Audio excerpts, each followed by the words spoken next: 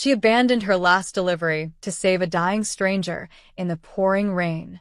The elderly woman she rescued turned out to be a mafia boss's mother. Now he's decided she's family. And in his world, family is everything. The rain hit Clara's face like tiny needles as she checked her phone one last time. 11:47 p.m. 3 more deliveries, and she'd finally hit her quota for the night. Her sneakers were soaked through, and her delivery bag weighed heavy on her shoulder. The Chinese food inside was probably cold by now, but the customer at Maple Street had prepaid with no tip, so Clara didn't feel too guilty about the delay. She was cutting through the old industrial district when she saw her. An elderly woman sat slumped against a bus stop bench, one hand clutching her chest, the other reaching toward nothing. The rain poured down on her thin gray hair, soaking through her floral dress. Her lips were moving, but no sound came out. Clara's heart lurched. She looked at her phone. The next delivery was 12 minutes away. If she didn't make it in 15, the app would flag her. 3 flags this month, and she'd lose the job. The woman's hand dropped. "Damn it," Clara whispered, already running. She threw her delivery bag onto the bench and dropped to her knees beside the woman.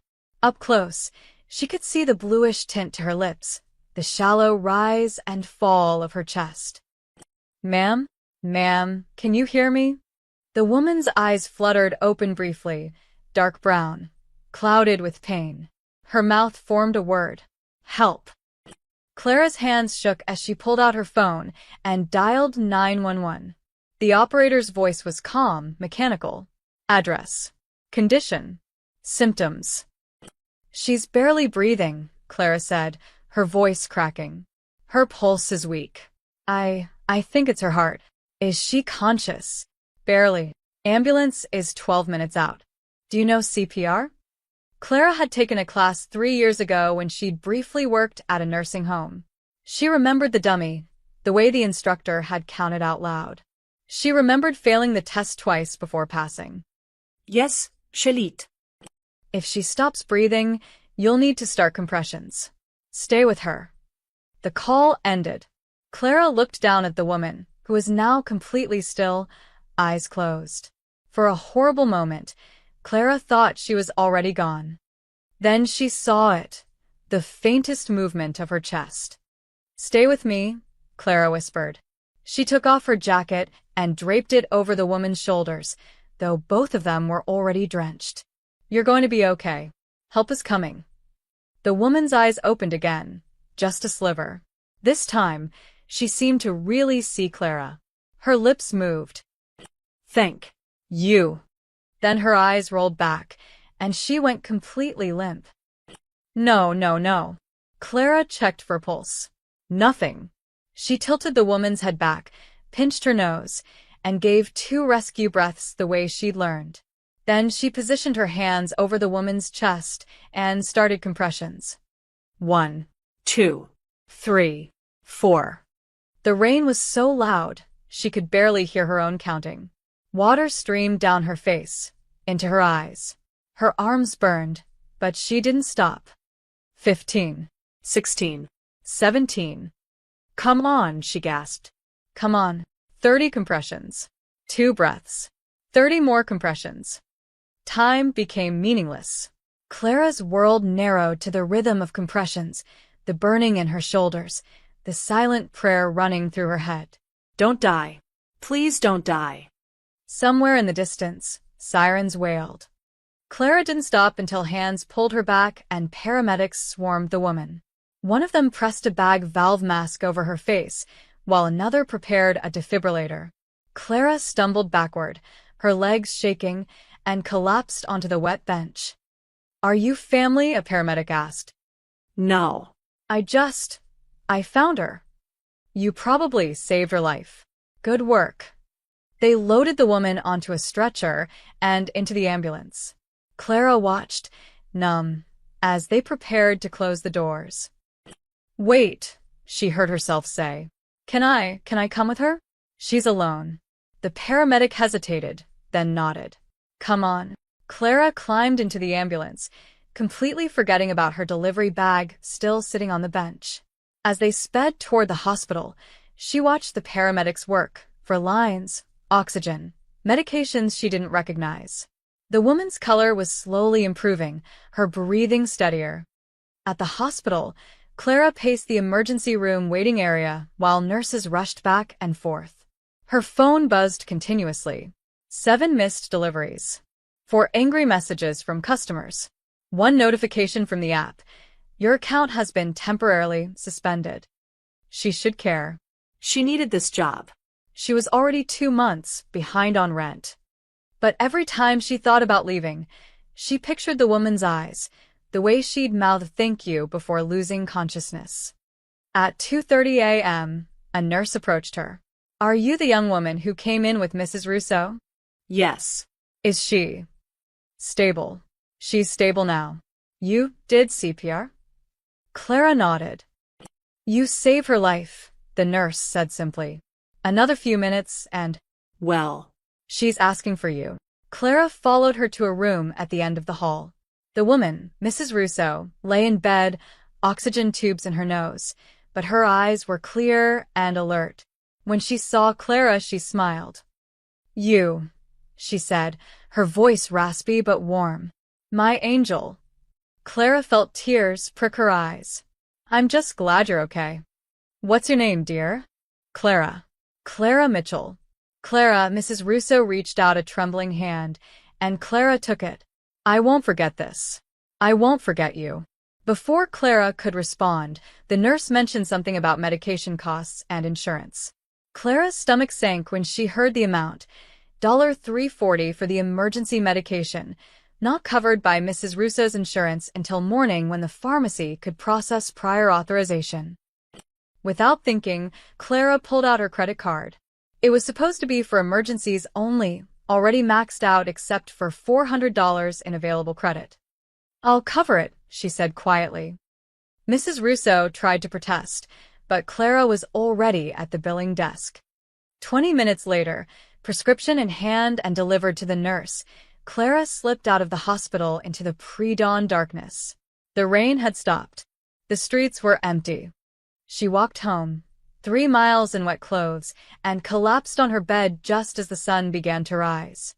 She had no job, no money, and no idea that the woman she'd saved was about to change her life forever.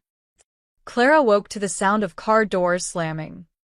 She groaned and rolled over, squinting at her phone. 10:23 a.m. She'd slept less than 4 hours, and every muscle in her body ached from the CPR compressions. Her shoulders felt like someone had taken a baseball bat to them. More doors slammed outside. Then another. And another. Clara dragged herself to the window of her 3rd-floor apartment and pulled back the thin curtain. Her breath caught. 5 black SUVs lined the street below, parked in perfect formation like something out of a movie. Men in dark suits stood beside each vehicle, scanning the area with the kind of alertness that made Clara's stomach twist. One of them spoke into his wrist, and Clara realized he was wearing an earpiece. What the hell? She whispered. Her neighbors were gathered on the sidewalk, phones out, filming. Mrs. Chun from downstairs was pointing up at Clara's building. Then the center SUV's back door opened, and a man stepped out. He was tall, probably in his mid-40s, with salt and pepper hair swept back from a sharp, angular face. His suit looked expensive, the kind Clara had only seen in magazines. He moved with absolute confidence, and the other men immediately fell into formation around him. He said something to one of them, who nodded and pointed directly at Clara's building. At her window. Clara jumped back, her heart hammering. Were they police? FBI? Had she done something wrong at the hospital? A knock at her door made her jump again. She stood frozen in her tiny living room, really just a corner of her studio apartment with a sagging couch she'd found on Craigslist. The knock came again, firmer this time. Miss Mitchell? We need to speak with you. The voice was calm, professional. Not threatening, but not exactly friendly either. Clara crept to the door and looked through the peephole. 2 men in suits stood in the hallway. Behind them, she could see a 3rd man stationed by the stairwell. Who are you? She called through the door. My name is Marco DeLuca. I work for Giovanni Russo. He'd like to speak with you about last night. Russo. Mrs. Russo, the woman from the bus stop. Clara's fear shifted into confusion. She unlocked the door but kept the chain on, opening it just a crack. The man closest to her, Marco, was in his 30s with a neat beard and eyes that seemed to catalog everything about her in an instant. But his expression softened when he saw her face. Miss Mitchell, I apologize for the intimidating arrival. Mr. Russo wanted to thank you personally for what you did for his mother. May he come up? His mother? You mean Mrs. Russo? Is she okay? She's doing very well, thanks to you. Please, Mr. Russo just wants 5 minutes of your time. Clara hesitated, then nodded and closed the door to remove the chain. When she opened it fully, Marco stepped aside, and the man from downstairs appeared at the top of the stairwell. Up close, Giovanni Russo was even more imposing. He had the kind of presence that filled a room, or in this case, a narrow apartment hallway. But when his eyes met Clara's, something in his expression softened. Miss Mitchell, he said, his voice surprisingly warm. May I come in? Clara suddenly became hyper-aware of her apartment. The stack of unpaid bills on the counter, the dishes in the sink, the mattress on the floor because she'd sold her bed frame 2 months ago. But she stepped back and let him enter. Giovanni walked in alone, though Marco remained just outside the door. He looked around the apartment, and Clara couldn't read his expression. Judgment? Pity? She felt her cheeks burn. I apologize for showing up unannounced, Giovanni said, turning to face her.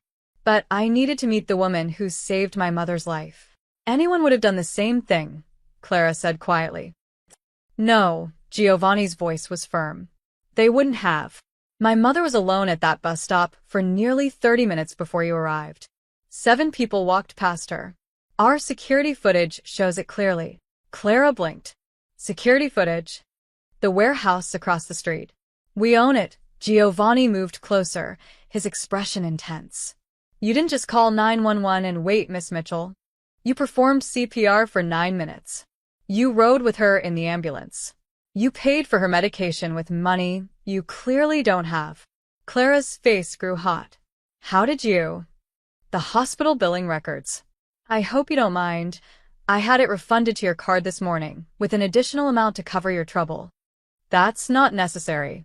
I didn't do it for money. I know you didn't. Giovanni reached into his jacket and Clara tensed, but he only pulled out an envelope. That's what makes this even more remarkable. According to my people, you also lost your job because of what you did last night. Clara felt like the floor had dropped out from under her. Your people? I needed to know who saved my mother's life. Giovanni's tone wasn't apologetic. Isabella Russo is the most important person in my world, Miss Mitchell. When someone risks everything to help her, I make it my business to understand why. I didn't risk everything. I couldn't leave her there. Giovanni studied her face for a long moment. Then, he did something unexpected. He smiled. Not a polite smile, but something genuine, almost surprised. My mother said you were an angel. I'm beginning to think she was right. He held out the envelope. Please, Take it. consider it a small token of my family's gratitude. Clara didn't move. I don't want your money, Mr. Russo. I'm just glad your mother is okay. For a moment, Giovanni looked like no one had ever refused him anything before. Then his smile widened. You're remarkable, he said softly. But I insist. At least let me cover what you lost. Your job, the medication, your time. No, really. Then have dinner with us. Giovanni changed tactics smoothly. Tonight. My mother wants to thank you properly. She'll be devastated if you refuse. Clara hesitated. There was something about this man that set off warning bells, but she couldn't quite place why. Still, the thought of Mrs. Russo disappointed made her chest ache. Just dinner? She asked. Just dinner. I promise. Giovanni placed the envelope on her counter anyway. 7 p.m. Marco will pick you up. Please, Miss Mitchell. It would mean everything to my mother. Before Clara could argue, he was gone, Marco closing the door softly behind them. Clara stood in her apartment, staring at the envelope. She told herself she wouldn't open it. She opened it. Inside was a check for $50,000. Clara stared at the check until the numbers blurred. $50,000. She'd never seen that much money in one place. It was more than she'd made in 2 years of delivery work. It was enough to pay off her rent, her credit cards, her student loans from the community college semester she'd dropped out of. It was too much. She grabbed her phone and searched Giovanni Russo. The results made her blood run cold. Businessman and philanthropist Giovanni Russo donates to Children's Hospital. Russo Family Foundation awards scholarships. Giovanni Russo expands real estate empire across tri-state area. But it was the third page of results that made her hands shake. Alleged organized crime figure Giovanni Russo acquitted in federal trial. FBI investigation into Russo family continues despite lack of evidence. Clara's apartment suddenly felt very small. She looked at the check again, then at her door, remembering the men in suits, the SUVs, the way everyone had moved around Giovanni, like soldiers around a general. "Oh God," she whispered. "What did I get myself into?"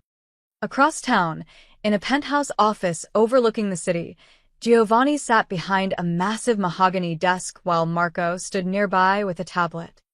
"Background check is complete," Marco said. "Clara Jane Mitchell, 24 years old. Born in Ohio, moved here 3 years ago. No family, parents died in a car accident when she was 19. No siblings." Giovanni's expression darkened. "She's alone?" "Completely. She's been working delivery jobs since she arrived. Before that, she was a nursing assistant, but the facility closed. She tried college for 1 semester, but couldn't afford to continue." "Financials?" Marco scrolled through his tablet. "She's drowning. 3 months behind on rent. Her landlord's been threatening eviction. 17,000 in debt between credit cards and student loans. Her bank account has $43 in it as of this morning." Giovanni leaned back in his chair. "And yet she spent $340 on my mother's medication." "Money she didn't have," Marco confirmed. "That card was maxed out. She'll be paying 23% interest on it." "Criminal record?" Clean. "Not even a parking ticket. I checked her social media. She barely uses it. No photos, no drama." Her former coworkers all say the same thing. Quiet, hardworking, kind. One of them said she once gave her last $20 to a homeless veteran. Giovanni was quiet for a long moment, his fingers steepled beneath his chin. "What are you thinking?" Marco asked carefully. "I'm thinking that girl has more integrity than half the men who work for us." Giovanni stood and walked to the window. "Did she cash the check?" "Not yet. I have someone watching her bank. And she left her apartment 2 hours ago. Took the bus downtown. She's at the gig economy office trying to get her delivery job reinstated." Giovanni turned. "Is she getting it back?" Marco shook his head. "They have a 3-strike policy. She's been flagged too many times. They're telling her no." Clara sat in the hard plastic chair, trying not to cry. The manager, a guy barely older than her with a patchy beard and a superiority complex, leaned back in his chair. "Look, I get it. You had an emergency. But the policy is clear. 3 strikes in 30 days, you're out." "But I explained what happened. A woman was dying. And that's great." "Really? Good for you," his tone said. He didn't care at all. "But we have thousands of drivers. If we made exceptions for everyone's sob story, the whole system would collapse." Clara's hands clenched in her lap. "Can I reapply?" "Not for 6 months. And, honestly," he glanced at his computer screen, "your rating wasn't great anyway. Late deliveries, customer complaints about cold food." "Because I was working 3 different apps at once to make enough money to live," Clara said quietly. He shrugged. "Not my problem. Have a good day, Miss Mitchell."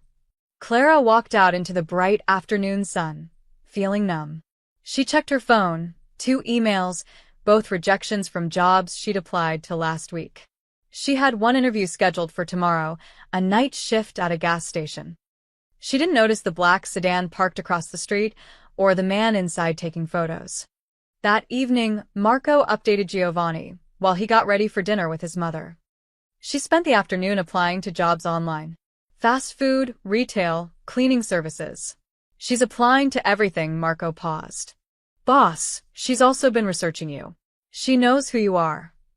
Giovanni adjusted his tie in the mirror. Of course she does. She's smart. Will she still come to dinner? Yes. How do you know? Giovanni smiled slightly. Because she made a promise to my mother. And that girl doesn't break promises. He was right. At exactly 7 p.m., Clara stood outside her apartment building in the only dress she owned, a simple navy blue one she'd worn to her parents' funeral. She'd spent an hour trying to decide if she should go, had picked up her phone to call and cancel a dozen times. But she kept thinking about Mrs. Russo's face, the way she'd called Clara an angel. The black SUV pulled up and Marco stepped out. Good evening, Miss Mitchell. His expression was neutral, professional. Mr. Russo is looking forward to seeing you again. Clara got in the car, the check still sitting on her counter at home, untouched. As they drove through the city, Clara watched the buildings pass by, unaware that in 3 other vehicles, Giovanni's men were conducting their own surveillance, checking her routes, her habits, the people she interacted with. By the time they reached the Russo estate, Giovanni knew everything there was to know about Clara Mitchell. What he didn't know was that other people were watching her too. And they were far more dangerous. The dinner had been surreal. Clara had expected something cold and formal, but Mrs. Russo had greeted her with tears and a crushing hug. The meal was intimate, just the 3 of them in a dining room that could have seated 30. Giovanni had been charming, asking about her life, her dreams, never once making her feel small despite the obvious wealth surrounding them. When Marco drove her home at 11 p.m., Clara felt lighter than she had in months. That feeling lasted exactly 12 hours. She woke to aggressive pounding on her door. Mitchell, open up. Clara stumbled out of bed, confused and disoriented. The pounding continued, making her thin door rattle in its frame. I'm coming, she called, pulling on a sweatshirt. She opened the door to find her landlord, Eddie Caruso, standing in the hallway. He was a short, thick man with greasy hair and a perpetual sneer. Behind him stood another man Clara didn't recognize, taller, with a neck tattoo and cold eyes. Rent's going up, Eddie announced without preamble. Clara blinked. What? New policy. Effective immediately. $1,500 a month instead of $800 each. That's insane. You can't just. I can do whatever I want. It's my building. Eddie's eyes gleamed with something ugly. Unless you got a problem with it. Clara's mind raced. $800 was already stretching her budget to breaking. $1,500 was impossible. Eddie, please. I'm already behind. Can we? Yeah. I heard you got some new rich friends. Eddie stepped closer, and Clara caught a whiff of cigarette smoke. Saw all those fancy cars yesterday. The whole neighborhood saw. So either you can afford the new rent, or you can get your sugar daddy to pay it. Clara's face burned. It's not like that. Don't care what it's like. Eddie pulled out a folded paper from his jacket and shoved it at her. New lease agreement. Sign it by Friday or you're out. He turned and walked away, the other man following. But the stranger looked back at Clara, his gaze lingering in a way that made her skin crawl. Clara closed her door and leaned against it, her hands shaking. By noon, the entire building knew about the rent increase. Mrs. Chen cornered Clara in the lobby. Is it true? Eddie's raising everyone's rent. Just mine, I think, Clara said quietly. Because of those men yesterday? The cars. Mrs. Chen lowered her voice. Clara, who were those people? Just someone I helped. It's nothing. But it wasn't nothing, and they both knew it. As Clara walked to the corner store for coffee, she couldn't afford her usual cafe anymore. She noticed things she'd missed before. A man in a gray jacket standing across the street, watching her building. Another man sitting in a parked car, engine off, just waiting. When she entered the store, the owner, Mr. Patel, gave her a strange look.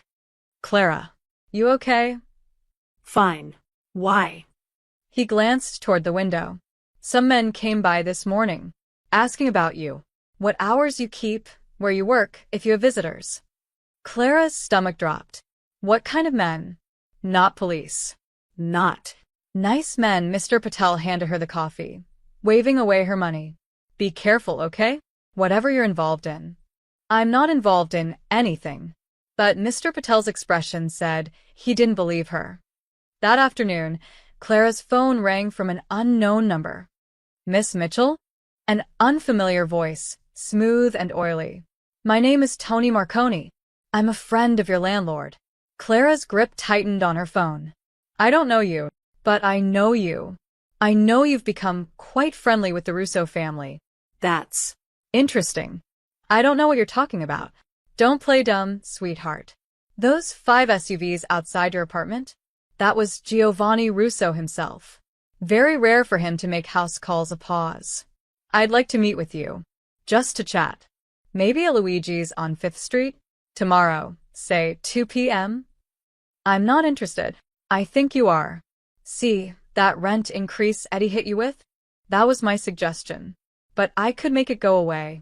I could make a lot of your problems go away, his voice dropped. Or I could make new ones.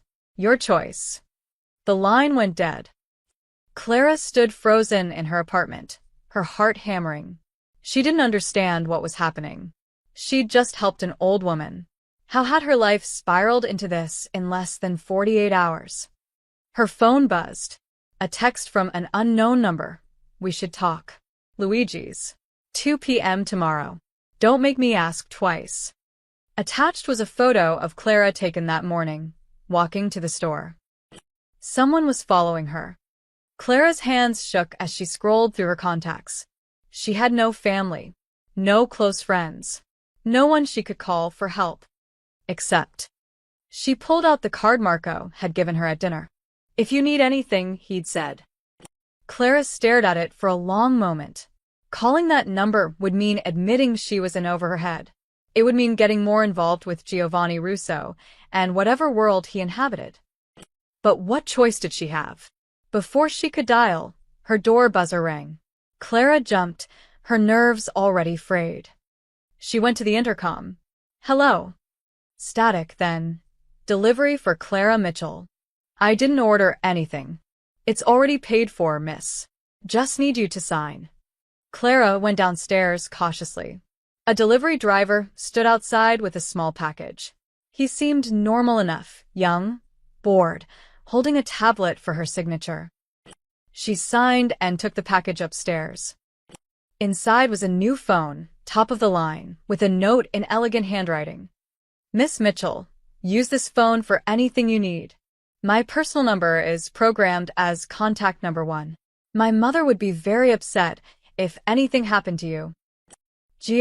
Clara turned on the phone. It was already activated, already set up. Contact number 1, simply read, Giovanni. She looked at the window, at the men still watching her building. Then she looked at the phone in her hand. The trap was closing around her, and Clara was beginning to realize she'd walked into something far more dangerous than she'd ever imagined. The only question was whether Giovanni Russo was her way out, or the biggest danger of all. Clara didn't go to Luigi's. Instead, she spent the next morning at a temp agency, desperate for any work. They placed her immediately. A catering company needed servers for corporate events. The pay was terrible, but it was something. Her first event was a business lunch at the Riverside Hotel. She was carrying a tray of champagne flutes when she saw him. Giovanni Russo sat at a corner table with 3 other men in expensive suits, discussing something in low tones. His eyes found Clara across the room, and for a brief moment, surprise flickered across his face. Then he smiled. Clara nearly dropped the tray. She quickly turned away, serving other guests, her pulse racing. It had to be a coincidence. The city was big, but not that big. Rich people went to nice hotels. It didn't mean anything. Except when she glanced back, Giovanni was watching her. An hour later, as she cleared plates from the buffet table, a voice spoke behind her. The salmon was excellent. Clara turned. Giovanni stood there, hands casually in his pockets, looking completely at ease. Mr. Russo, she managed. Please, Giovanni, he glanced at her catering uniform. New job. Temporary. Until I find something better. How are you settling in with the phone I sent? Clara hesitated.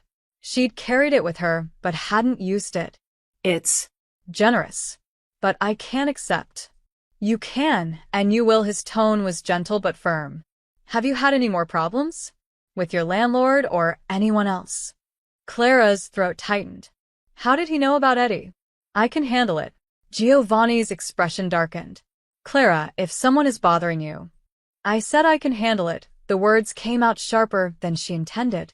I appreciate your concern, but I don't need to be rescued again. For a moment, Giovanni looked like he might argue. Then he nodded slowly. Of course. Forgive me. He pulled out his wallet and handed her a business card, different from the one Marco had given her. But if you change your mind, my office number is here. Day or night. He walked away, leaving Clara standing there with the card in her hand and a strange mixture of relief and disappointment in her chest. 2 days later, Clara was at the public library, using their free internet to apply for jobs, when someone sat down across from her. Giovanni. Clara stared at him. Are you following me? I'm researching a property investment nearby. He gestured vaguely toward the window. I saw you through the window and thought I'd say hello. Is that a crime? This is getting weird. Is it? Giovanni leaned back in his chair. Or, is this city smaller than you think? Clara closed her laptop. What do you really want, Giovanni? To understand you, he said it simply, without artifice. You saved my mother's life and asked for nothing in return. In my world, that doesn't happen. Everyone wants something. Maybe I'm not from your world. Exactly, Giovanni smiled. That's what makes you fascinating. Before Clara could respond, her phone, the old one, buzzed. A text from an unknown number, still waiting for that meeting. Getting impatient. Her face must have shown something, because Giovanni's expression sharpened. What is it? Nothing. Clara. I have to go. She grabbed her laptop and stood, but Giovanni caught her wrist, gently, but firmly enough to stop her. Someone is threatening you, he said quietly. I can see it on your face. Let me help. Why? Clara pulled her hand back. Why do you care so much? You don't even know me. Giovanni was quiet for a moment. When he spoke, his voice was softer than she'd ever heard it. My mother had a heart condition for years.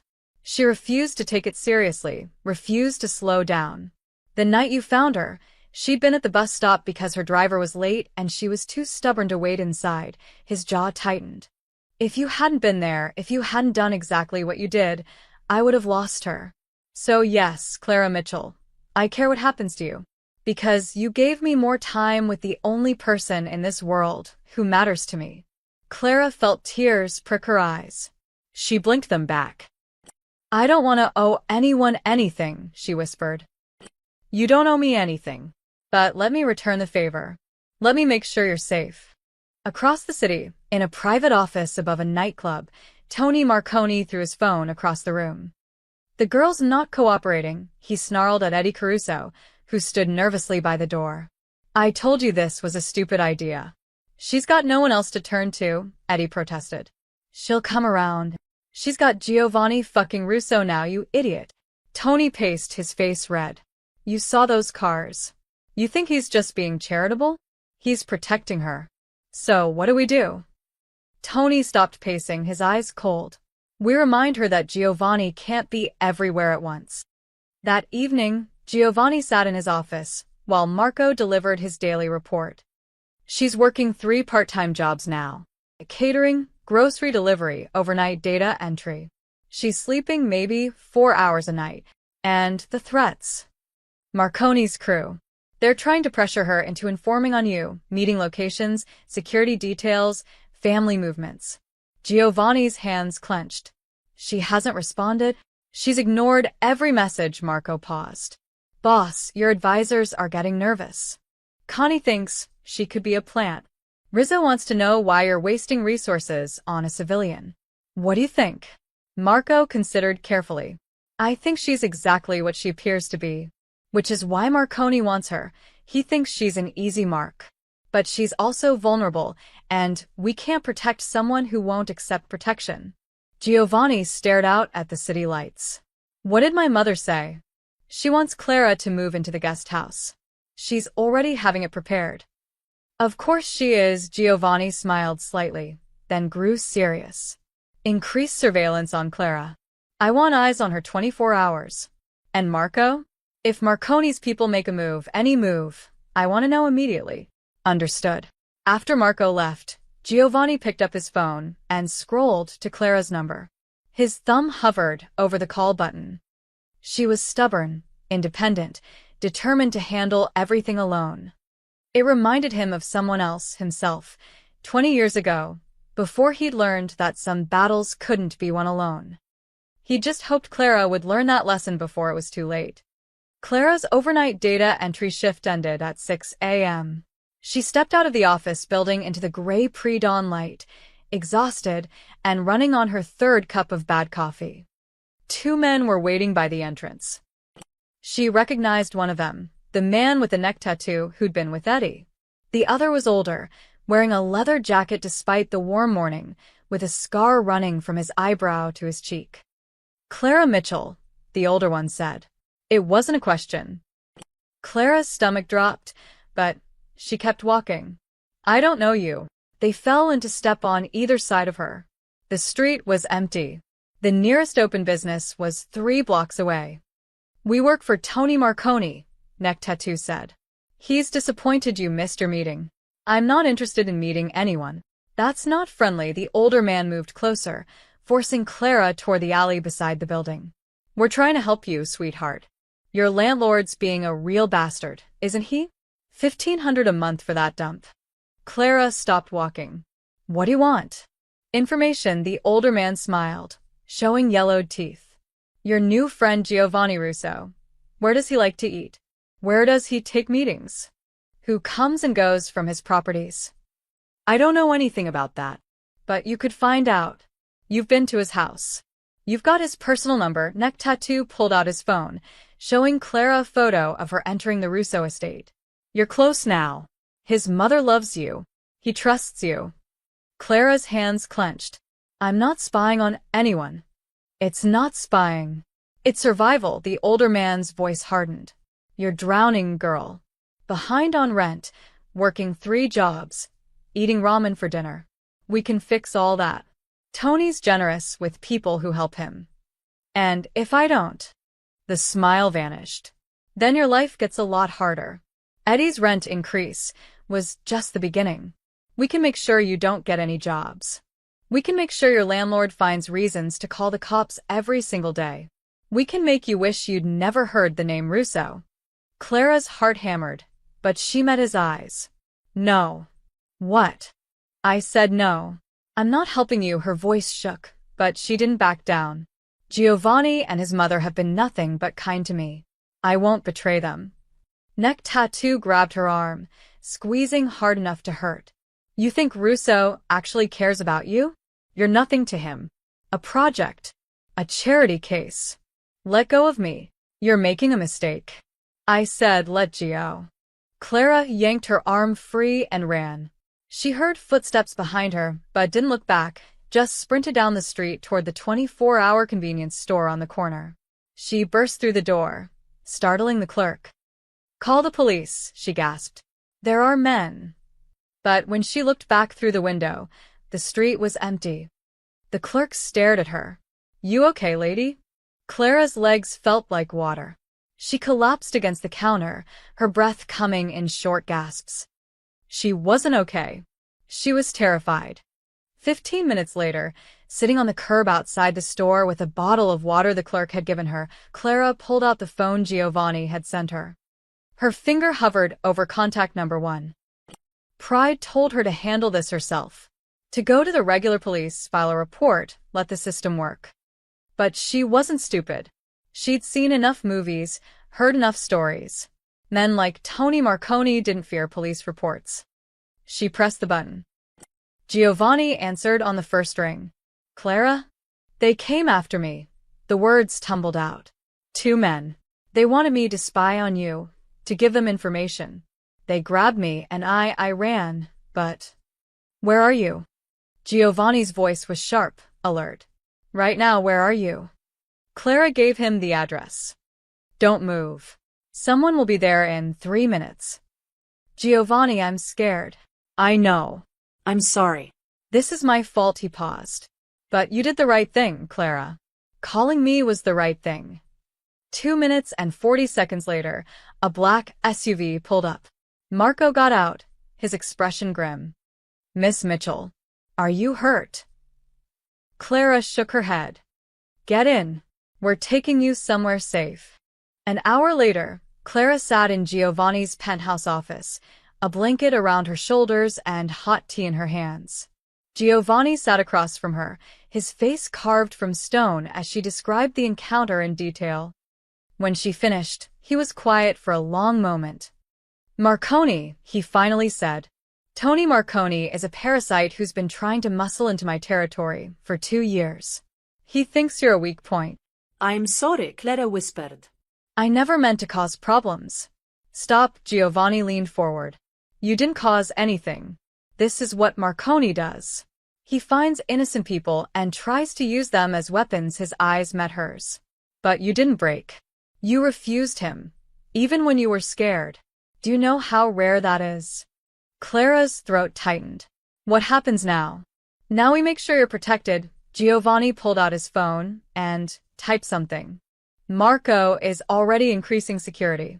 You'll have someone watching you at all times, discreetly. You won't even know they're there.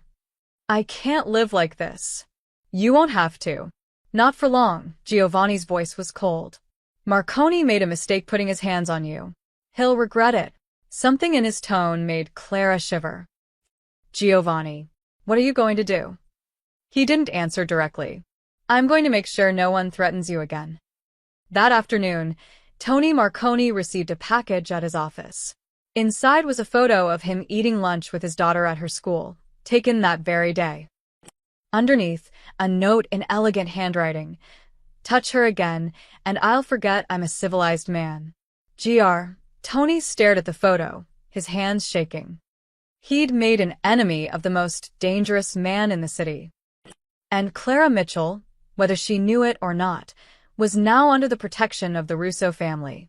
Which meant she was no longer just a target. She was untouchable. 3 days after the encounter with Marconi's men, Clara came home from her catering shift to find a notice taped to her door. Notice of eviction. Violation of lease agreement. Illegal subletting. Tenant has 48 hours to vacate premises. Clara ripped the paper down, her hands shaking. Illegal subletting? She lived alone. She'd never sublet anything in her life. She pounded on Eddie's door downstairs. When he finally answered, his smirk told her everything she needed to know. What is this? Clara shoved the notice at him. It's an eviction notice. Can't you read? Eddie leaned against his doorframe, arms crossed. Multiple tenants reported seeing different people coming and going from your apartment at all hours. Men in suits. Black cars. Looks like you're running some kind of operation up there. That's insane. I'm not subletting. Got 3 signed witness statements right here. He patted his pocket. Mrs. Chun, the Patels, and old Mr. Washington. All say the same thing. Clara's stomach dropped. Those were her neighbors, people she'd lived near for 3 years. They wouldn't lie about me. They would if they thought you were endangering the building. Eddie's eyes glinted with malice. Or if someone explained that you've gotten mixed up with dangerous people. You know, for their own safety. You told them to lie. I told them the truth, that you're a liability. And now I want you gone. He stepped closer, lowering his voice. You had your chance, sweetheart. Could have played nice with Marconi's people. Could have made everyone's life easier. But you had to go running to Russo like a little snitch. Clara's face burned. I never. Save it. You've got 48 hours. After that, I'm changing the locks and putting your stuff on the street. And good luck finding another place in this city with an eviction on your record. He slammed the door in her face. Clara spent the next hour knocking on her neighbors' doors. Mrs. Chin wouldn't answer. Mr. Patel opened his door just a crack, his face full of apology. I'm sorry, Clara. Eddie said if we didn't sign the statements, he'd raise all our rents too. I have 3 kids. I understand, Clara said quietly, even though she didn't. Even though it felt like the world was crumbling around her. She went back to her apartment and pulled out her laptop, searching for rooms to rent, apartments, anything. But every application required references, background checks, first and last month's rent she didn't have. And now she had less than 2 days to find something. Her phone buzzed. The new one Giovanni had given her. A text from him. Marco says you received an eviction notice. This is illegal. I can have my lawyers. Clara turned the phone off. She didn't want lawyers. Didn't want Giovanni fixing this. Every time he helped her, the target on her back grew bigger. Maybe Eddie was right. Maybe she was a liability. At midnight, Clara started packing. She didn't have much. Her clothes fit into 2 duffel bags. Her books went into a cardboard box. The few dishes, the lamp she'd bought at a yard sale, the threadbare towels, everything she owned fit into the back of a car, if she had a car. She sat on her mattress, surrounded by boxes, and finally let herself cry. She'd come to this city 3 years ago with hope. After her parents died, after the funeral expenses ate through their tiny life insurance policy, she thought she could start over, make something of herself. Instead, she was being evicted based on lies, threatened by gangsters, and caught in the middle of something she didn't understand. Her phone, the old one, buzzed. A text from an unknown number. Heard you're moving out. Smart girl. Russo can't protect you if he doesn't know where you are. Come work for us. Offer still stands. Clara threw the phone across the room. She pulled out Giovanni's phone and stared at it. One call, and this would be over. He'd send lawyers, or worse. He'd make Eddie disappear, probably. She'd seen enough in the past week to know that Giovanni Russo was not a man you crossed. But what would that make her? Someone who used violence to solve her problems? Someone who led a criminal, and that's what Giovanni was. She'd read the articles, fight her battles. Her parents had raised her better than that. She turned the phone off again and went back to packing. At 3 a.m., Clara heard voices in the hallway outside her apartment. She froze, listening. Tell Marconi she's moving out.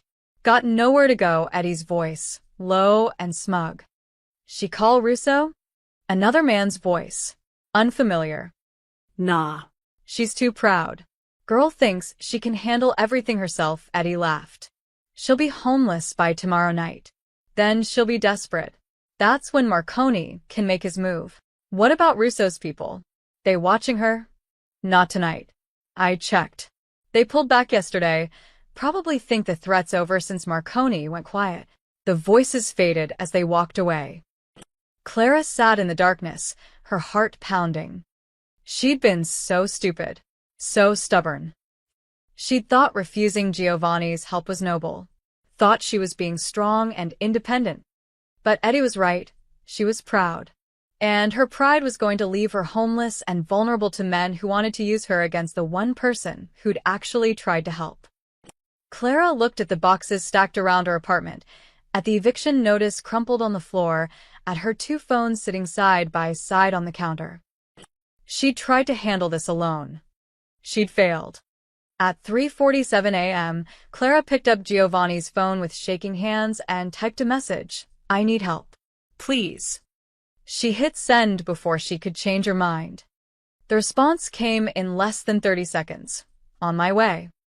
Clara pulled her knees to her chest and waited, surrounded by boxes, for the consequences of finally admitting she couldn't do this alone. Outside her window, the city lights flickered like distant stars.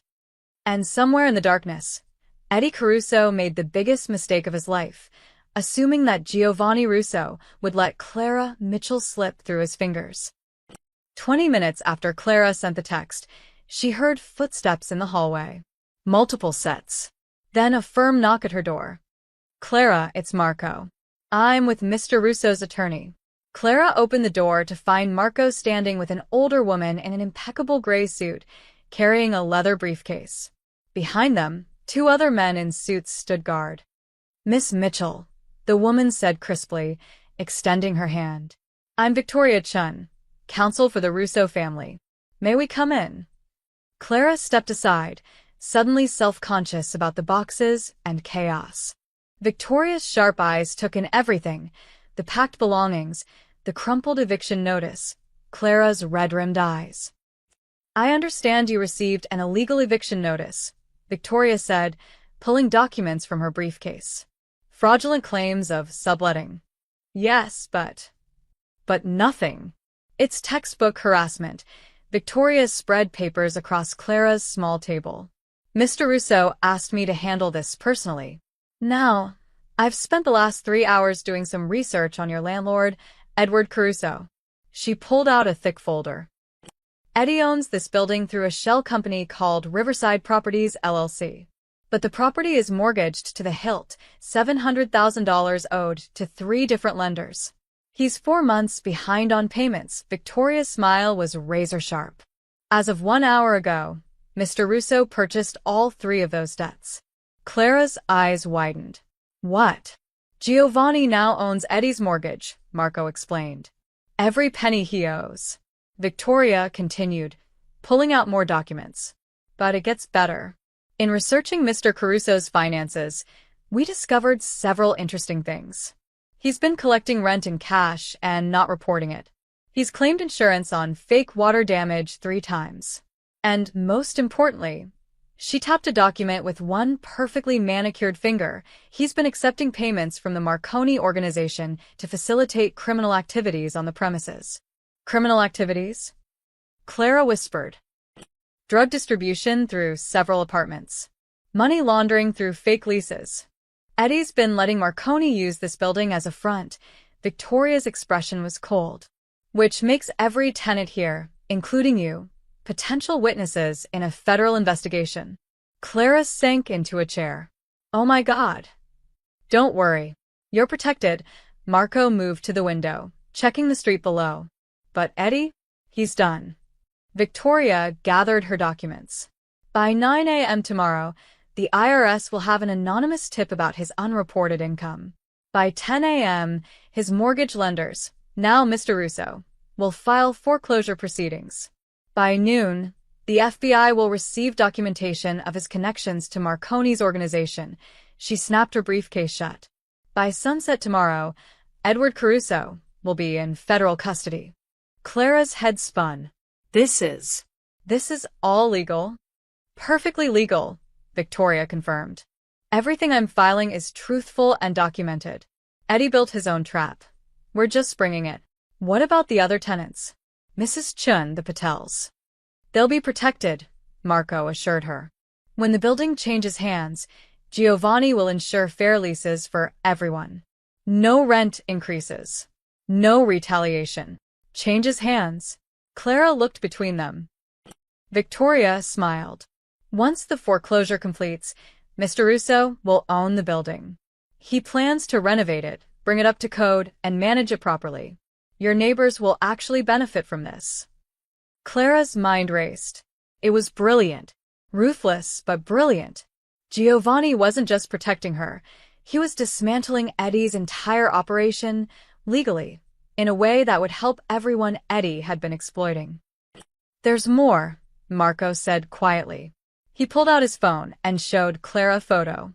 Eddie, getting into a car with 2 men she recognized, Marconi's people. "This was taken an hour ago. Eddie's been feeding information to Marconi about you. Your schedule, when Russo's people aren't watching everything." Clara felt sick. He was setting me up. Yes. But he underestimated how quickly we could move. Marco pocketed his phone. "By tomorrow morning, Eddie won't be in any position to help Marconi. And Marconi will know that touching Giovanni Russo's interests, including you, comes with consequences. Victoria moved toward the door. Miss Mitchell, I suggest you get some sleep. In the morning, you can unpack these boxes. You're not going anywhere. After they left, only Marco remained. He looked at the boxes, then at Clara. I know this is overwhelming, he said gently. But Giovanni wants you to understand something. This isn't just about protecting you. Eddie was a criminal. He deserved this. We're just accelerating justice. Is that what you call it? Clara's voice was barely a whisper. What would you call it? Clara thought about Eddie's smirk, his threats, the way he'd turned her neighbors against her. She thought about the 2 days she'd spent terrified and alone, too proud to ask for help. Karma, she finally said. Marco smiled slightly. Get some rest, Miss Mitchell. Tomorrow's going to be an interesting day. At 6 a.m., Clara woke to the sound of sirens.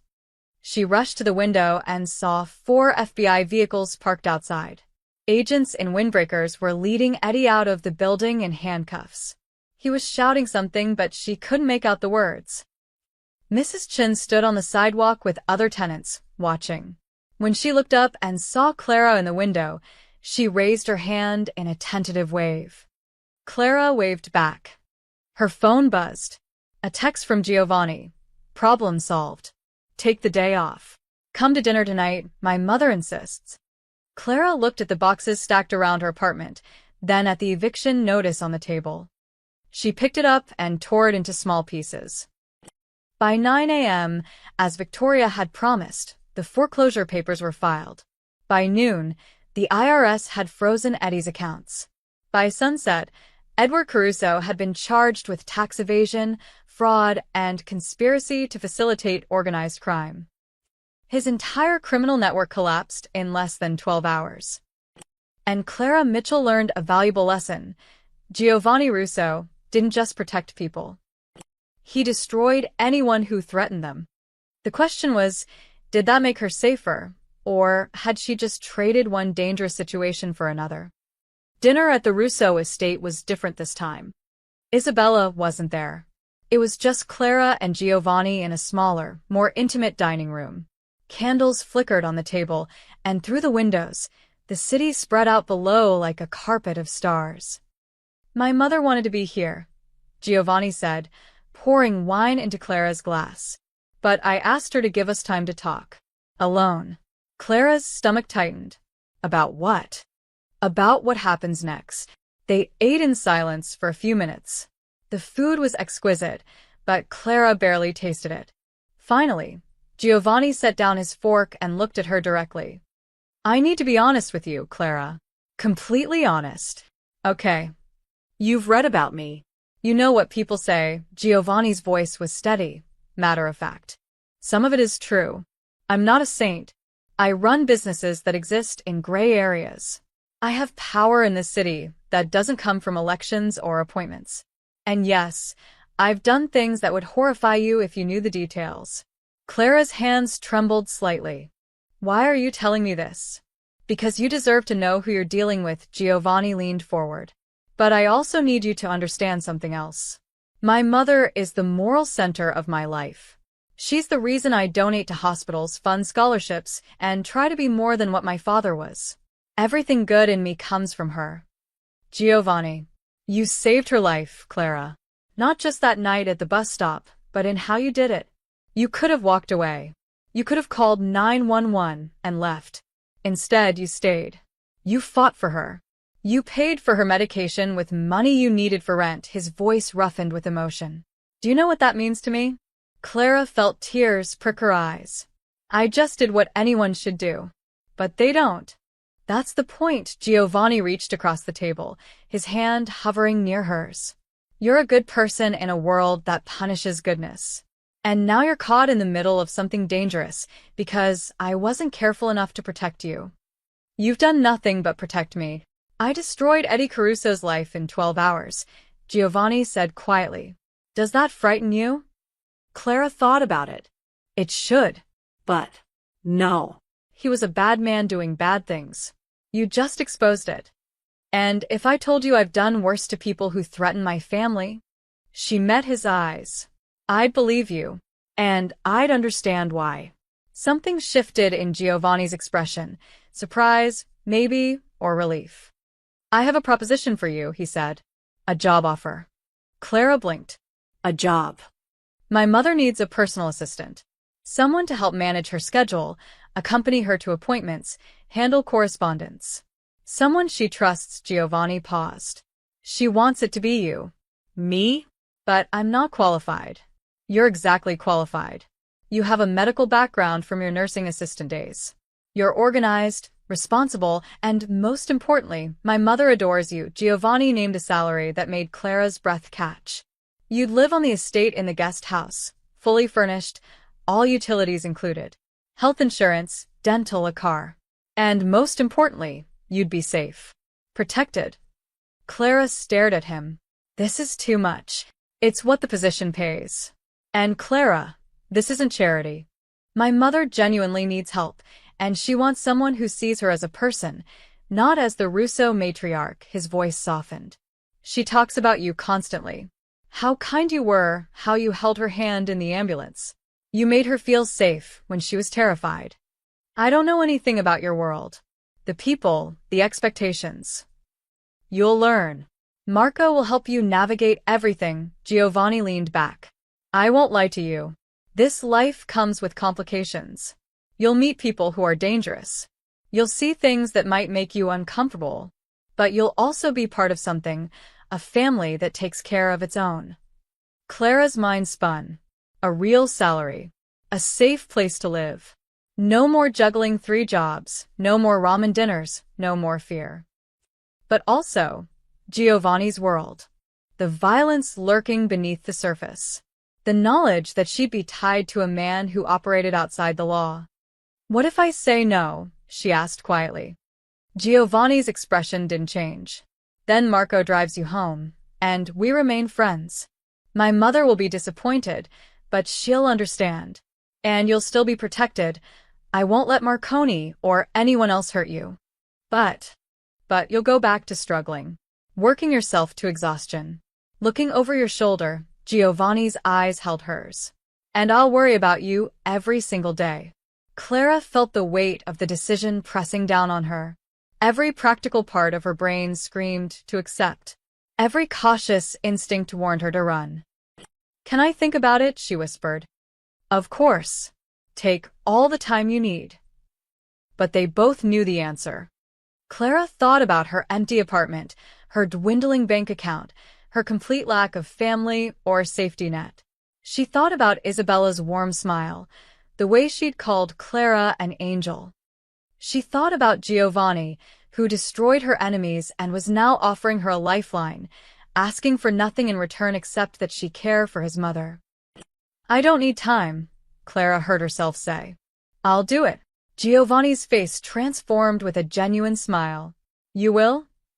On one condition. Clara's voice was stronger now. I want to do this job well. Really well. Not because you rescued me, but because I'm actually good at it. Can you accept that? I wouldn't want it any other way. Giovanni stood and extended his hand across the table. Clara took it, feeling the warmth of his grip, the calluses that spoke of a life more complicated than expensive suits suggested. Welcome to the family, Clara Mitchell, Giovanni said softly. And just like that, Clara's old life ended. The new one, dangerous, uncertain, but filled with possibility, had begun. The guest house was bigger than Clara's entire apartment had been. 2 bedrooms, a full kitchen, a bathroom with a tub that actually worked, and windows that overlooked the estate's gardens. When Marco had shown her around on her first day, Clara had stood in the middle of the living room and cried. Too much? Marco had asked gently. No. It's perfect. I didn't know places like this existed for people like me. You're not people like you anymore, Marco had said. Your family, that was 3 weeks ago. Now, Clara sat at Isabella's bedside, reading aloud from a novel about a woman who owned a bookshop in Paris. Isabella's eyes were closed, but Clara knew she was listening by the small smile on her face. And so she decided, Clara read, that every ending was simply a new beginning in disguise. Like you, Isabella murmured, opening her eyes. You had an ending, and now look at you. A beautiful new beginning. Clara set the book down. How are you feeling today? Any chest pain? Stop fussing. I'm fine, but Isabella's smile was warm. You're too good at this job, you know. I'm getting spoiled. That's the point. Clara checked Isabella's medication schedule on her tablet. You need to take your evening pills in an hour. And Dr. Morrison said to remind you about tomorrow's cardiology appointment. I don't need to go. Yes, you do. Giovanni will drive us himself if he has to. Isabella laughed. You're not afraid of him at all, are you? Clara thought about that. 3 weeks ago, Giovanni had terrified her. Now, she'd learned to see past the intimidating exterior to the man underneath, devoted to his mother, fair with his people, surprisingly funny when he relaxed. I respect him, Clara said carefully. But no, I'm not afraid. Good. He needs more people in his life who aren't afraid. Isabella reached for Clara's hand. I'm so glad you're here, dear. You've brought light to this house. Not everyone agreed. Clara felt it most acutely during family meetings, when Giovanni's inner circle gathered in the main house to discuss business. She wasn't part of those meetings, but she often saw the men arriving and leaving. Vincent Conti, Giovanni's oldest advisor, never made eye contact with her. He'd mutter to Marco in Italian whenever she passed, his tone clearly disapproving. Anthony Rizzo, who handled security, watched her with open suspicion, as if waiting for her to prove she was a threat. Only Marco and a few others treated her with genuine warmth. One afternoon, Clara was helping Isabella down the garden path when Vincent and Giovanni emerged from the main house, deep in conversation. Too much access, Vincent was saying in a low voice. She's with your mother constantly. She hears phone calls, sees visitors. She's trustworthy. Giovanni cut him off. You've known her for a month. I know everything I need to know. Vincent noticed Clara and Isabella approaching and fell silent. He nodded stiffly to Isabella, ignored Clara completely, and walked away. Isabella sighed. Vincent is protective. He'll come around. But Clara wasn't so sure. The breakthrough came unexpectedly during the 3rd week. Clara was in the kitchen of the main house, preparing Isabella's special low-sodium lunch, when she heard shouting from Giovanni's office. Told you that shipment was compromised, Anthony Rizzo's voice, furious. Now we've got the feds sniffing around the warehouse. Clara froze, unsure whether to leave or stay. We contained it, Giovanni said, his voice tense. No one's talking. Yet. But if they pressure the dock workers. A crash, like something hitting a wall. Clara flinched. She should leave. This wasn't her business. But as she turned to go, she heard Giovanni's voice crack with exhaustion. I can't do this today, Anthony. My mother had a bad night. I haven't slept. Just. Handle it. Silence. Then Anthony's voice quieter. Boss, you need to take care of yourself. Your mother needs you healthy. I know. Clara made a decision. She finished Isabella's lunch, plated it beautifully, then prepared a second plate. She knocked on Giovanni's office door. Come in. Giovanni sat behind his desk, his tie loosened, exhaustion etched into his face. Anthony stood by the window, arms crossed. Both men looked at her in surprise. I made lunch for Isabella, Clara said, setting one plate on a side table. I made extra. You should eat too. She set the second plate on Giovanni's desk, along with a glass of iced tea. Anthony stared at her. We're in the middle of. You're in the middle of being human beings who need to eat, Clara said firmly. Both of you. 5 minutes won't hurt. She walked out before they could argue. 10 minutes later, Giovanni appeared in the garden where Clara was reading to Isabella. That was presumptuous, he said. Clara's heart sank. I'm sorry. I just thought. It was also exactly what I needed. Thank you, his smile was genuine. Anthony ate his lunch too. First time I've seen him stop working in 36 hours. From that day forward, Clara noticed a shift. Anthony nodded to her in the hallways. Vincent's scowls became less frequent. Even the guards who patrolled the estate started greeting her by name. She was becoming part of the fabric of this place. One evening, Clara sat with Isabella on the guest house porch, watching the sunset paint the sky in shades of orange and pink. "Are you happy here?" Isabella asked suddenly. Clara thought about her old life, the fear, the exhaustion, the loneliness. Then she thought about the past 3 weeks, meaningful work, genuine connections, feeling safe for the first time in years. "Yes," she said softly. "I never imagined I could be, but yes." "Good," Isabella squeezed her hand. "Because Giovanni is planning something special. A family gathering next week. He wants to introduce you properly to everyone." Clara's stomach flipped. Everyone. Everyone who matters in our world. Isabella's eyes twinkled. "Don't worry.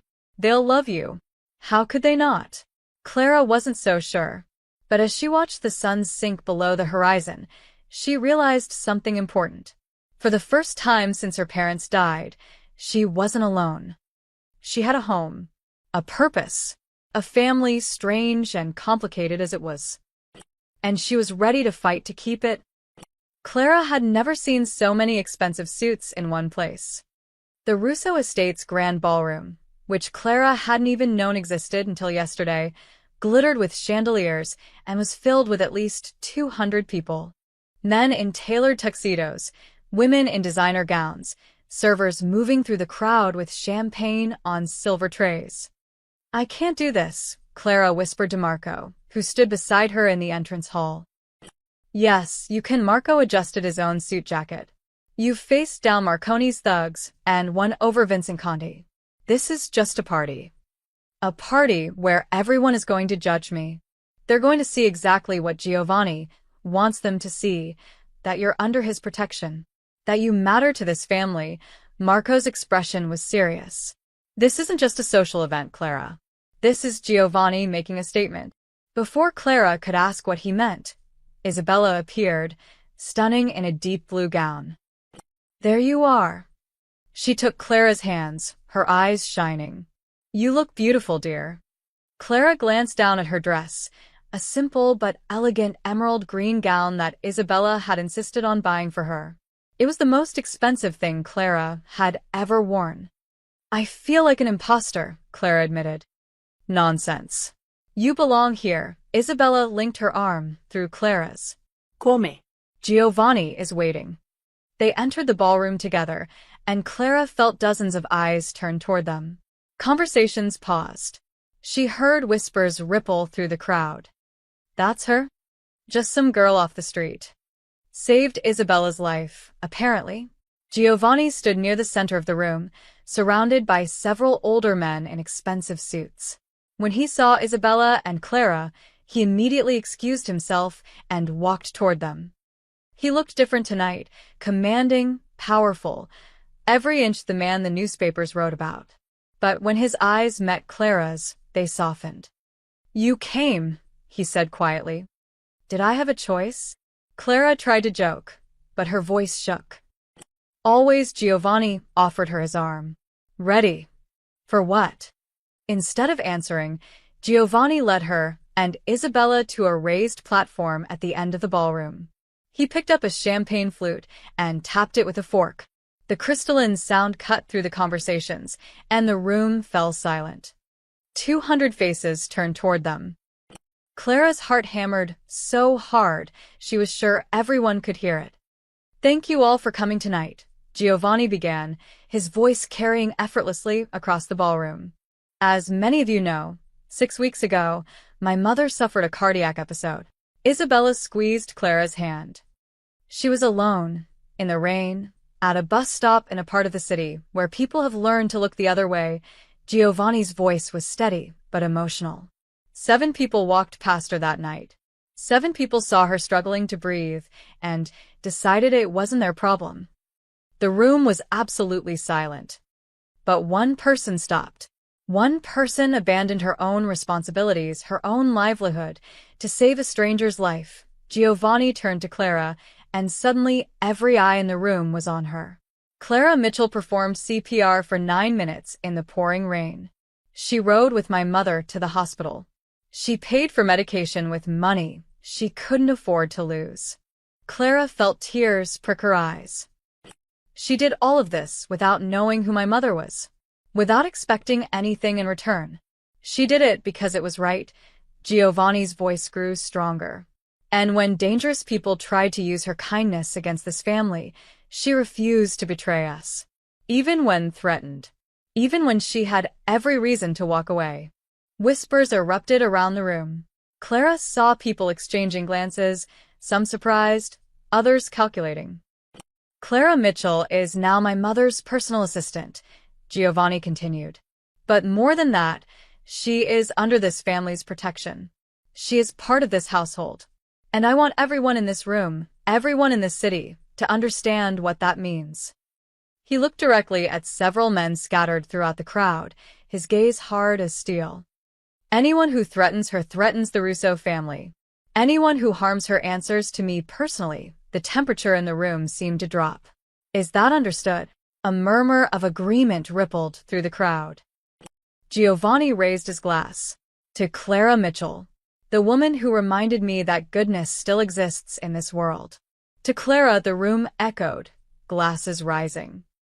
Clara felt dizzy. She hadn't expected this public declaration, this unmistakable message that she was now part of something much bigger than herself. As the crowd returned to their conversations, people began approaching. Business associates congratulating her. Women in expensive jewelry sizing her up. Men who ran Giovanni's operations nodding with newfound respect. Through it all, Clara felt the weight of what had just happened. Giovanni hadn't just introduced her. He'd claimed her as family in front of the most powerful and dangerous people in the city. She caught sight of a man near the bar, older, with cold eyes and a calculating expression. He was watching her intently while speaking to two younger men. One of them pulled out his phone, typing rapidly. "Who's that?" Clara asked Marco, who had materialized at her side. Marco followed her gaze, and his expression darkened. Salvatore Luciano. He runs operations in the South District. Marconi's biggest ally. Why is he here? Giovanni invites everyone to these gatherings. Keep your friends close and your enemies visible. Marco moved slightly, positioning himself between Clara and Luciano's line of sight. Don't worry. He won't try anything here. But Clara noticed Luciano watching her throughout the evening, his expression thoughtful, as if he were working out a puzzle. Later, as the party began to wind down, Giovanni found Clara on the terrace, taking a break from the overwhelming attention. "You survived," he said, joining her at the railing. Barely, Clara looked at him. "Why did you do that? Make such a big deal about me?" "Because you needed to be protected. And in my world, protection requires clarity." Giovanni's voice was serious. "Now everyone knows. You're not just someone I'm helping. You're family. There are rules about family." "What rules?" "You don't touch them. Ever." Giovanni looked out at the estate grounds. "Marconi got the message. His people will back off. And anyone else who might have thought about using you, they'll think twice now." Clara absorbed this. "So I'm safe. As safe as anyone in this life can be." They stood in comfortable silence, watching the stars emerge in the darkening sky. Inside the ballroom, Isabella watched them through the window, a knowing smile on her face. And across the city, in a dingy office above a pawn shop, Tony Marconi watched footage from the party on his laptop, his face twisted with rage. Clara Mitchell wasn't just protected now. She was untouchable. And that changed everything. The last guest left at midnight. Clara helped Isabella remove her jewelry in the main house bedroom, her fingers carefully unclasping the diamond necklace that had belonged to Giovanni's grandmother. "That went well, don't you think?" Isabella asked, watching Clara's reflection in the mirror. "Everyone was staring at me all night." "Of course they were. You're the girl who saved my life and captured my son's admiration." Isabella turned to face Clara directly. "Do you know what Giovanni told me yesterday?" Clara shook her head. He said you remind him of what he wanted to be before life made him hard. He said you give him hope. Isabella's eyes glistened with tears. I haven't heard my son talk about hope in 20 years. Clara's throat tightened. I'm just doing my job. No, dear. You're doing so much more than that. Isabella pulled Clara into a hug. You're reminding us all what matters. A knock at the door interrupted them. Giovanni stood in the doorway, his tie undone, jacket slung over his shoulder. He looked exhausted but content. Ready to go home? He asked. Isabella stood, linking one arm through Clara's and the other through Giovanni's. Walk with me. Both of you. I want to see the gardens in the moonlight. They walked through the estate's grand hallways, past staff members cleaning up from the party, through the French doors and into the cool night air. The garden paths were lit by soft lanterns, and the fountain in the center courtyard sparkled like liquid silver. Do you remember, Isabella said softly, when you were a boy, Giovanni, and you asked me what made someone part of a family? Giovanni smiled. I said it was blood. And I told you that you were wrong. Isabella squeezed both their arms. Family is chosen. Family is who shows up when everything falls apart, who sees you at your worst and stays anyway. They walked in silence past the rose bushes, the night jasmine filling the air with its sweet scent. Clara thought about the rainy night 6 weeks ago. She'd been a struggling delivery girl with no one and nothing, terrified and alone. She'd stopped at that bus stop not because she was brave or special, but because she couldn't walk away from someone who needed help. One choice. One moment of compassion. And it had changed everything. I need to tell you both something, Clara said suddenly. They stopped walking. Giovanni and Isabella looked at her with concern. I've been scared, Clara admitted. Every day since I accepted this job, I've been terrified that I'd wake up and this would all disappear. That I'd mess up somehow and lose this. Her voice broke. Lose you both. Clara, Giovanni started, but she shook her head. Let me finish. I spent so long alone after my parents died. I forgot what it felt like to have people who cared, who noticed when I was tired or sad or scared. Tears streamed down Clara's face. You gave me more than a job or a home. You gave me a family. And I need you to know that I won't take that for granted. Ever. Isabella was crying too, pulling Clara into another tight embrace. You silly girl. Don't you understand? We're the ones who are grateful. You gave me my life back. You gave my son someone to believe in again. Giovanni wrapped his arms around both of them, his voice rough with emotion. You're stuck with us now, Clara Mitchell. No backing out. They stood there in the moonlit garden, 3 people who'd found each other through chance and crisis and kindness, holding on to something precious and unexpected. Finally, they pulled apart, laughing and wiping tears. Come on, Isabella said, her voice warm. It's late, and we all need sleep. They walked together toward the guest house, Clara's home now, truly her home. Giovanni on one side, Isabella on the other, their footsteps crunching softly on the gravel path. Clara looked up at the stars scattered across the black sky. She thought about the girl she'd been 6 weeks ago, broke, alone, fighting just to survive. That girl would never have believed this moment was possible. Thank you, she whispered. For what? Giovanni asked. For seeing me, for letting me be part of this. No, Isabella said firmly. Thank you for stopping at that bus stop. Thank you for having a good heart in a world that tries to harden everyone. They reached the guest house porch. Inside, the lights were on. Marco had prepared evening tea, as he did every night now, leaving it in a thermos with Clara's favorite cookies. Breakfast tomorrow? Giovanni asked. All 3 of us? I'm thinking pancakes. You don't cook, Isabella said with mock severity. I'll order from that place Clara likes. Clara laughed, a real, genuine laugh that echoed through the quiet night. That sounds perfect. She hugged them both goodnight and watched as they walked back toward the main house, Giovanni's arm protective around his mother's shoulders.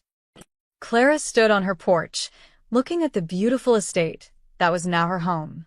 At the guest house that held more comfort than any place she'd ever lived. At the family she'd found in the most unexpected way. 6 weeks ago, she'd been a delivery girl with 3 jobs and no hope. Tonight, she was Clara Mitchell, assistant to Isabella Russo, protected by the most powerful family in the city, and most importantly, loved. She'd stopped at a bus stop in the rain to save a dying stranger. And in doing so, she'd saved herself. Clara walked inside, closing the door softly behind her, no longer afraid of tomorrow. Because tomorrow, she'd wake up with purpose, with family, with home. And that was worth more than anything she'd ever imagined. The end.